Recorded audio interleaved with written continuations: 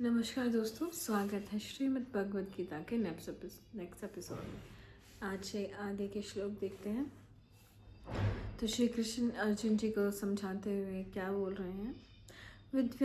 विद्वान व्यक्ति को चाहिए कि वह सकाम कर्मों में आसक्त अज्ञानी पुरुष को कर्म करने से रोके नहीं, ताकि उसके मन विचलित न हो, अपितु भक्ति भाव से कर्म करते हुए वह उन्हें सभी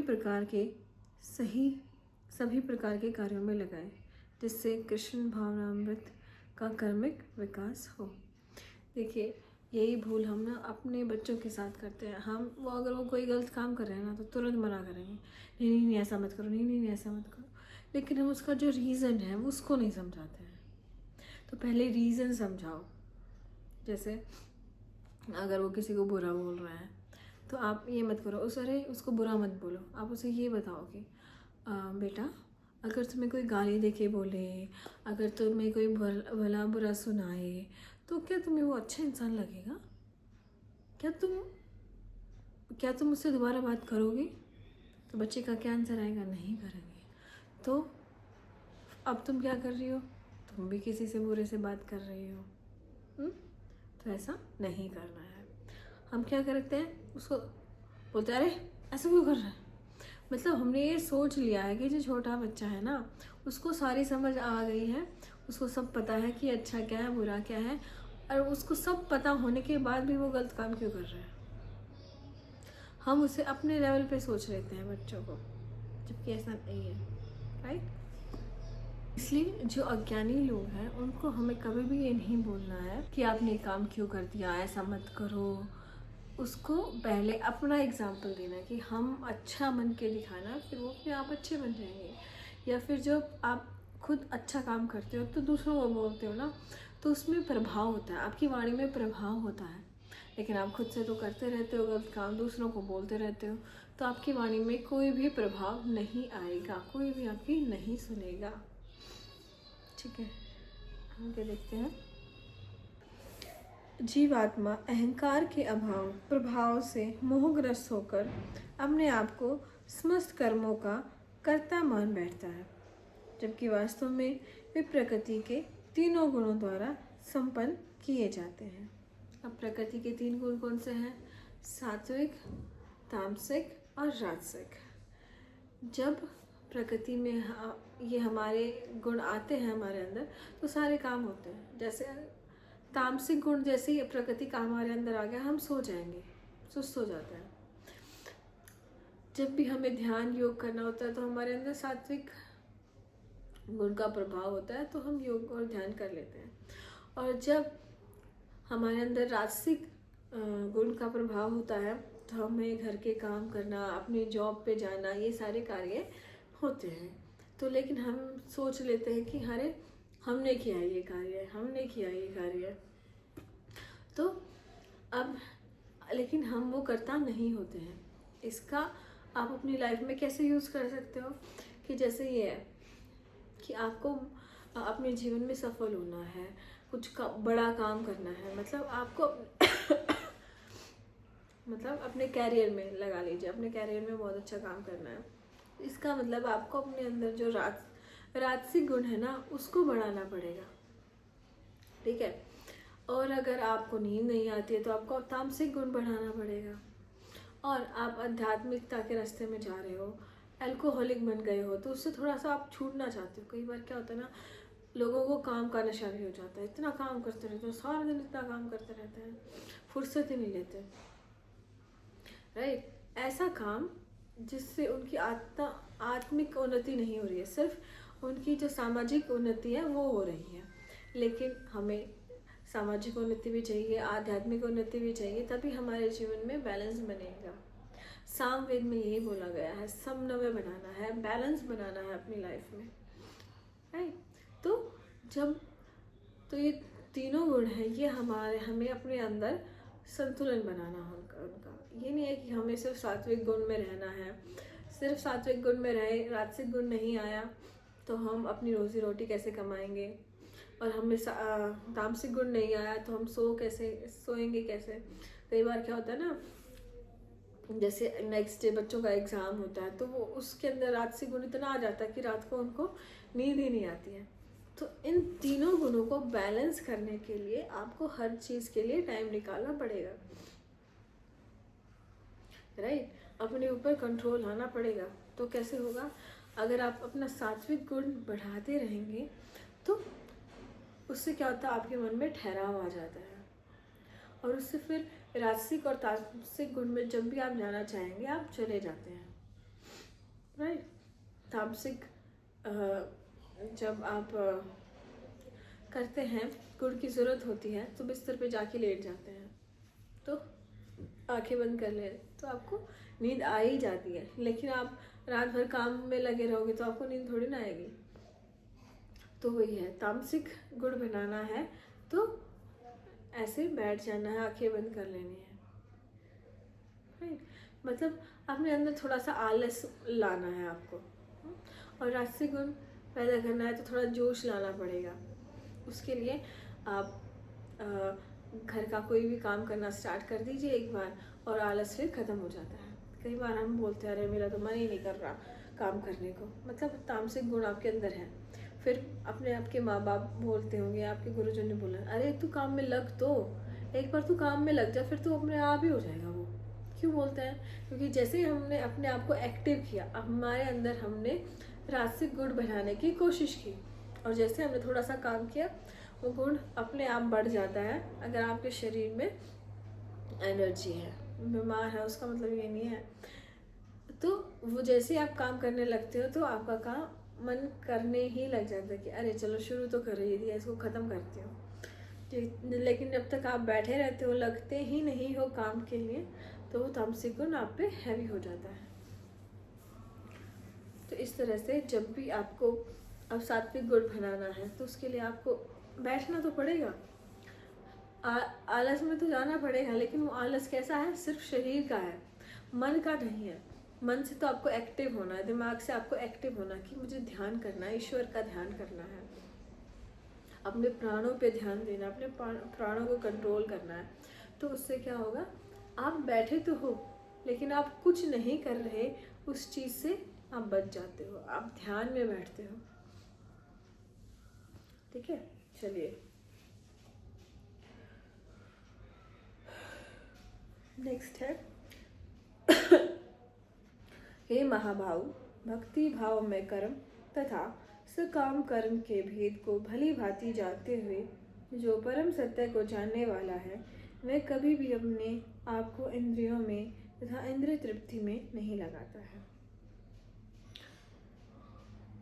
अपने आप को इंद्रियों में या इंद्रिय तृप्ति में लगाना क्या है? जब आप संसार की माया में बहुत ज़्यादा खो जाते हो, आपको ये ध्यान ही नहीं आता है कि मैंने क्यों जन्म लिया है। मेरा जीवन का जब असली लक्ष्य है, जो मोक्ष है, मुक्ति पाना है, सारे दुखों से छुटकारा पाना है, जब आप वो अपना लक्ष्य भूल जाते हो ना, आपको पूरे दिन में याद नहीं आता, इसका मतलब है आप इंद्रिय तृप्ति में फंस चुके हैं, मोह में, माया में फंस चुके हैं। लेकिन आपको बीच बीच में याद आता रहता है, हाँ मुझे मुक्ति भी पानी है, तो उसके लिए मुझे क्या करना है, चलो थोड़ा सा अपने काम को ठहराव दे के मैं उसके लिए भी थोड़ा सा प्रयास कर लूँ। तो इसके लिए हमारे दिनचर्या में इतना अच्छा बनाया है कि सुबह उठते ही प्रातःकालीन मंत्र, जब हम ईश्वर को धन्यवाद करते हैं, फिर खाना खाते वक्त ध्यान करते हैं, हवन करते हुए ध्यान करते हैं, स्नान करते हुए ध्यान करते हैं, शाम को भी संध्या करते हैं, सुबह भी संध्या करते हैं, तो रात को सोने के मंत्र अलग हैं। तो हर वक्त हमारे दिनचर्या में थोड़ा थोड़ा देर में उस चीज़ को डाल दिया गया है ताकि हम क्या करें, हम ये देखें कि हाँ हमारा जो जीवन का लक्ष्य है वो हमें नहीं भूलना है और इंद्रिय तृप्ति में नहीं फंसना है। तो इसमें क्या कहा गया है कि हे महाभाव, भक्ति भाव कर्म तथा सकर्म करने के भेद को भली भांति जानते हुए परम सत्य को जानने वाला, कि भाई सकाम और भक्ति भाव काम का जो भेद जानता है वो परम सत्य को जानने वाला है।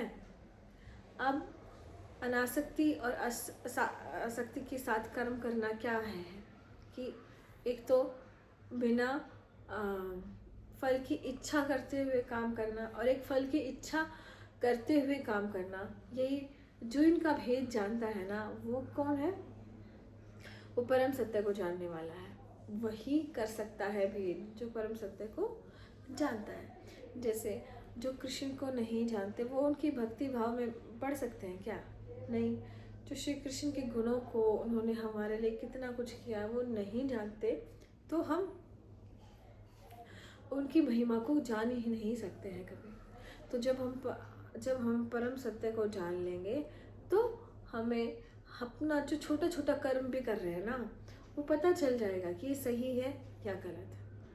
हम हर रोज़ जितने छोटे छोटे काम करते हैं या बड़े बड़े काम करते हैं, वो हर कर्म में हमें दिखने लग जाएगा कि ये तो मैं मोह में आके कर रहा हूँ काम, ये मैं ममता के विवश होकर काम कर रही हूँ, ये मैं फल की इच्छा करते हुए कर्म कर रही हूँ।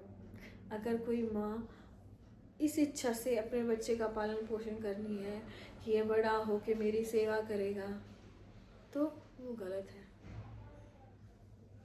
हमें बच्चे की परवरिश इसलिए करनी है क्योंकि हमें पृथ्वी ऋण चुकाना है। इस पृथ्वी ने हमें जन्म दिया है, तो हमें भी किसी को जन्म देना है और इस पृथ्वी को ऋण चुका देना है, राइट? तो इस अपना जो चीज़ है कि मैं माँ हूँ, मुझे बच्चों की देखभाल करनी है, मेरा कर्तव्य है। मैंने उन्हें पैदा किया तो मैं उनकी देखभाल करूँगी ना। लेकिन ये सोच के बच्चों की सेवा पालना उनको कि ये बड़े होकर मेरी सेवा करेंगे, तो वो गलत है। और ये हमारे वेदों में लिखा गया है कि जो 4 आश्रम होते हैं, पहला जब बच्चा पैदा होता है उसके 25 साल तक ब्रह्मचर्य आश्रम रहता है, जिसमें बच्चा पढ़ाई लिखाई सब करता है। उसके बाद 25 से 50 गृहस्थ आश्रम होता है, जिसमें बच्चा अपने गृहस्थी बनाता है, अपने बच्चे पैदा करता है। उसके बाद हमारा वानप्रस्थ आश्रम होता है 50 से 75, और फिर 75 से 100 सन्यासी आश्रम है। तो देखिए, जैसे मैंने अपना ब्रह्मचर्य आश्रम पूरा किया तो मैं किस में आ गई? 25 साल की हो गई। तब मेरी माँ कितनी की होगी? मान लें जैसे 25 में उनकी शादी हुई है, 25 में फिर बच्चे हो गए, तो मैं जब 25 की हुई तो मेरी माँ बाप 50 के हो गए। तो जैसे ही शादी हो जाती है बच्चों की, माँ बाप वानप्रस्थ आश्रम में चले जाते हैं, मतलब वो बच्चों से अलग हो जाते हैं। तो वो उनकी सेवा कब करेंगे? वो तो उनकी सेवा कर ही नहीं रहे, क्योंकि 50 साल तक तो इतना सेवा की किसी को ज़रूरत नहीं पड़ती है, उसके बाद ही सेवा की ज़रूरत पड़ती है, और तब वो चले गए बच्चों को छोड़कर। ऐसा आश्रम क्यों बनाया? ताकि माँ बाप ये सोच के बच्चों को ना पालें कि आगे चल के मेरी सेवा करेगा, इसलिए मैं इसको पाल रहा हूँ। ऐसी वर्ण व्यवस्था, ऐसी आश्रम व्यवस्था बना दी ईश्वर ने कि हम एक माँ का जो कार्य है, जिसे हम ये सोचते हैं अरे वो तो बिना फल की इच्छा के कर रही है, इतना पवित्र कार्य होता है बच्चों का पालन पोषण करना, वो भी हम बिना इच्छा के कर सकते हैं। लेकिन आजकल ये भ्रांति फैला दी है कि माँ बाप तो इसलिए सेवा कर रहे हैं कि बच्चे को पाल रहे ताकि आप आगे जाके उनकी सेवा करें। अरे तुम्हें ऐसा बनना ही क्यों है कि तुम किसी से सेवा कराओ? अपने दम पर खड़े रहो, अपने आप को स्वस्थ रखो। उसके लिए क्या करना? उसके लिए सात्विक भोजन करना पड़ेगा। अगर आज आप 25 की उम्र में 50 की उम्र का सोचेंगे कि 50 की उम्र में मुझे किसी से सेवा नहीं लेनी पड़ेगी, तो अब 25 की उम्र में आप इतने अच्छे से अपना जीवन जिएंगे। मैं योग करेंगे, अच्छा अच्छा खाना खाएंगे, टाइम पे सोएंगे, उठेंगे, तो आपका जीवन सोचिए कितना अच्छा हो जाएगा आपका जीवन। लेकिन आप ये सोचोगे अरे जवानी है, खाओ पियो मौज करो, बुढ़ापे में बच्चे संभाल ही लेंगे, राइट? तो आपका वो 25 साल से ही आपका जीवन खराब होना शुरू हो जाता है। चलिए, तो हम क्या कर रहे थे कि जिसने परम सत्य को जान लिया कि मेरा लक्ष्य है मुक्ति पाना है, वो अपने कर्मों को पहचान लेगा कि क्या क्या है। और जिसने अपने कर्मों को पहचान लिया वो हर कोई भी कार्य वो इंद्रियों की तृप्ति के लिए वो नहीं करेगा। चलिए आगे देखते हैं। माया के गुणों से मोहग्रस्त होने पर अज्ञानी पुरुष पूर्णतः भौतिक कार्यों में संलग्न रहकर उसमें आसक्त हो जाते हैं। यद्यपि उनके ये कार्य उनमें ज्ञान भाव के कारण अधम होते हैं, किंतु ज्ञानी को चाहिए कि उन्हें विचलित न करें। ये श्री कृष्ण जी कह रहे हैं। अब इसका क्या मतलब है वो हम समझते हैं। माया के गुणों से मोहग्रस्त। अब माया के गुण क्या क्या है? लुभाती है माया। जितना आप माया को अपने पास में लाते हो उससे आपको विख्याति मिलती है। जैसे आपने सुंदर सुंदर कपड़े पहन लिए, माया के गुण को अपना लिया कि भी माया ने आपको सुंदर दिखा दिया, तो उससे क्या हुआ? सब लोग आपकी तारीफ करेंगे। अरे वाह क्या साड़ी पहनी है, वाह क्या मेकअप किया है, वाह क्या गहने पहने हैं। तो उस तारीफ से फिर हम मोहग्रस्त हो जाते हैं, उसके हम आदी हो जाते हैं कि अगर नेक्स्ट टाइम मैं और अच्छे कपड़े पहनूंगा, और अच्छी ज्वेलरी पहनूंगा ताकि मेरी और ज़्यादा तारीफ हो। तो हम मोहग्रस्त हो जाते हैं। माया के गुणों से मोहग्रस्त होने पर अज्ञानी पुरुष पूर्णतः भौतिक कार्यों में संलग्न रहकर उसमें आसक्त हो जाता है। हाँ, मतलब अज्ञानी लोग ही माया के गुणों को अपनाते हैं और पूर्णतः भौतिक कार्यों में संलग्न हो जाते हैं। भौतिक कार्य मतलब वही मैंने आपको बताया कि और मेकअप, और अच्छी साड़ी, और अच्छी गाड़ी, वो यही उसमें ही वो संलग्न हो जाता है। जैसे एक बार अगर आपको तारीफ सुनने की आदत लग गई तो सारा कार्य आप दूसरों की तारीफ पाने के लिए ही करेंगे, अपने मन की शांति के लिए नहीं करेंगे। राइट? यद्यपि उनके ये कार्य उन्हें ज्ञान भाव के कारण अधम होते हैं, किंतु ज्ञानी को चाहिए कि उन्हें विचलित ना करें।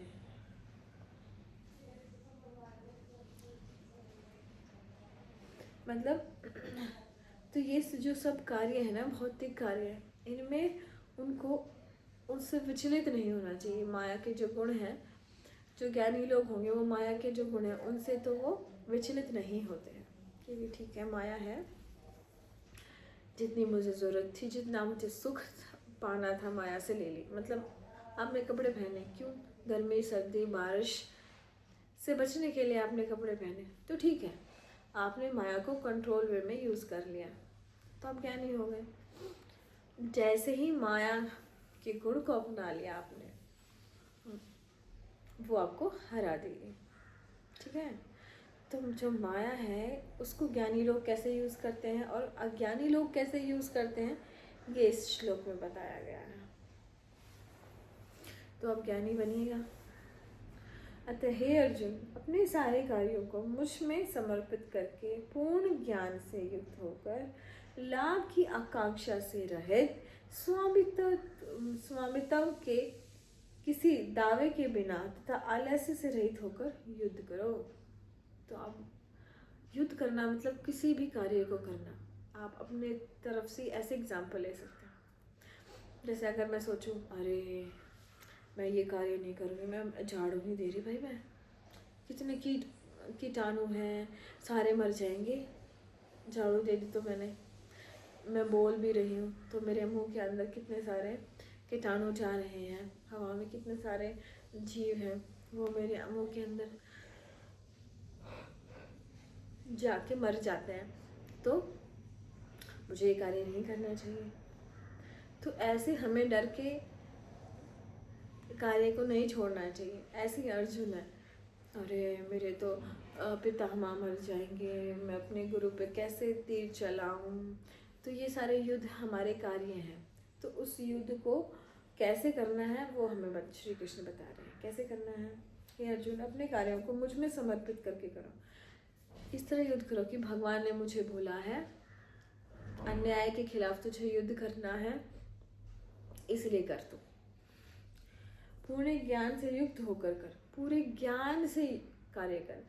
कभी भी कोई कार्य करें तो हमें पता होना चाहिए इसको कैसे करते हैं। ये नहीं कि आंखें बंद की और लग गए काम पे, नहीं। अगर आपको जो आप कार्य कर रहे हो, युद्ध कर रहे हो, उसके बारे में पूर्ण ज्ञान होगा तो कैसे करना है। मतलब जैसे ये होता है ना कि आप छोटे बच्चे से कैसे बात कर रहे हो, अपने हम उम्र से कैसे बात कर रहे हो, अपने बड़ों से कैसे बात कर रहे हो, अपने गुरुजन से कैसे बात कर रहे हो, कोई वीआईपी आदमी है जैसे प्रधानमंत्री है उससे कैसे बात कर रहे हो, कोई सोल्जर है जिसके मन में आपके लिए बहुत रिस्पेक्ट, उससे आप बात कैसे कर रहे हो। तो ये सब डिफरेंस, ये सब ज्ञान आपको होना चाहिए, तब आपको युद्ध करना है।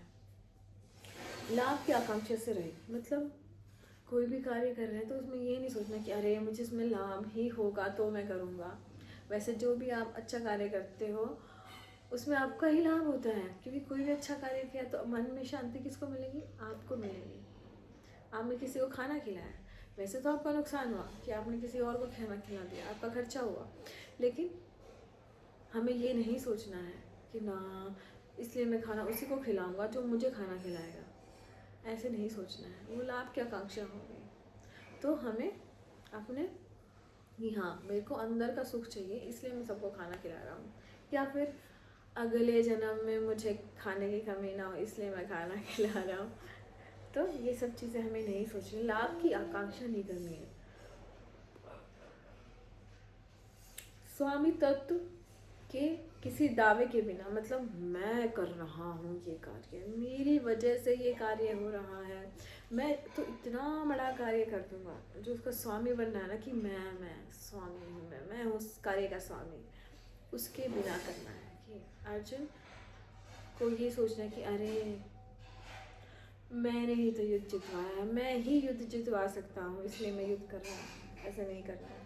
तथा आलस्य से रहित होकर, आलस्य भी नहीं करना है कि अरे एक योद्धा को मार दिया तो बस सुबह उठ के 4 घंटे युद्ध कर लिया, फिर मेरे को नींद आ रही है मैं सोने जा रहा हूँ दोपहर को। नहीं, सूर्य उदय से लेकर सूर्यास्त तक आपको युद्ध करना है तो करना है आलस्य छोड़कर।